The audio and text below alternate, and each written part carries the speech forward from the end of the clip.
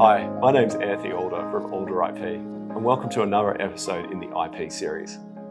Today I'm going to be talking about a fairly simple guide to intellectual property for board game designers. I'm doing this video mainly because we have a lot of clients that make board games and distribute board games either through Kickstarter or just through normal toy stores, and we represent quite a lot of them. The main things you want to understand with board games is what kinds of intellectual property you have with a board game and how to license it. The first thing you have is trademarks. Now, trademarks are probably the easiest thing to work out with a board game. It's the name of the board game. Sometimes it's the characters in there, but most of the time it's just the name of the game. And the problem is with a lot of board games is a lot of board games have their names recycled. Because if you've come up with a board game and you've got a nice name on it, might be that somebody else had the same idea 10 years ago. So quite often it's worth getting a check to make sure that your trademark's not going to run foul of somebody else's trademark or someone else's board game, particularly overseas, where like in some countries like Germany and that sort of thing, where there's a lot of board games that never go outside of Germany. The second one to make sure that you understand is copyright. So copyright protects any kind of artistic work. It protects the graphics, it protects the instructions that you put with the game. It also protects board layouts and little meeples if you've made meeples.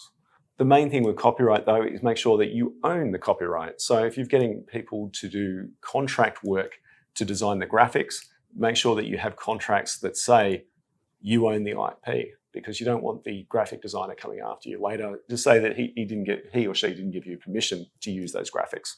The next one is a design, and you can get design rights for things like particularly the actual game board layout. So if you've got a particular game board layout, you can file that as a design, okay?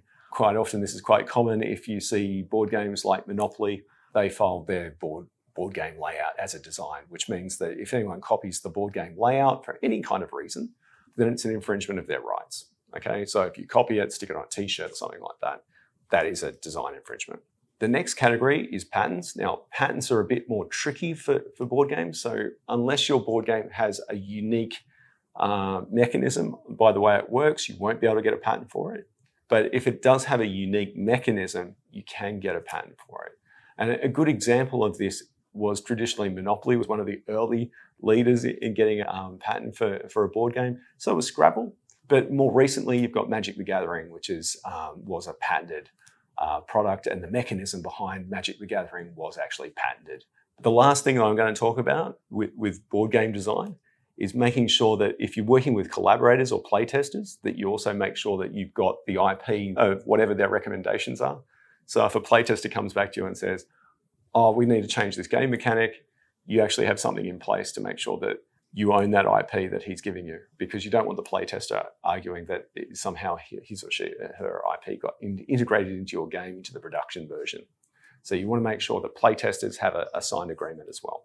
So good examples of good levels of intellectual property protection are things like Magic the Gathering is a fine example. It's got trademarks, it's got the copyright lined up, it's also got the patents lined up, and they have a very good licensed product.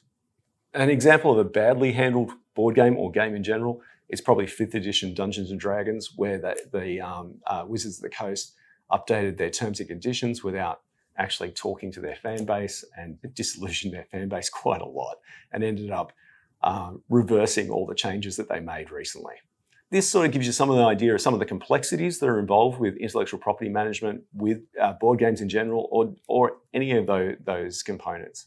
If you have any problems with board game design or with just intellectual property around board games, please feel free to contact myself or the team at Alder IP. We're more than happy to help you, and we've got a lot of experience with board games. Thanks very much.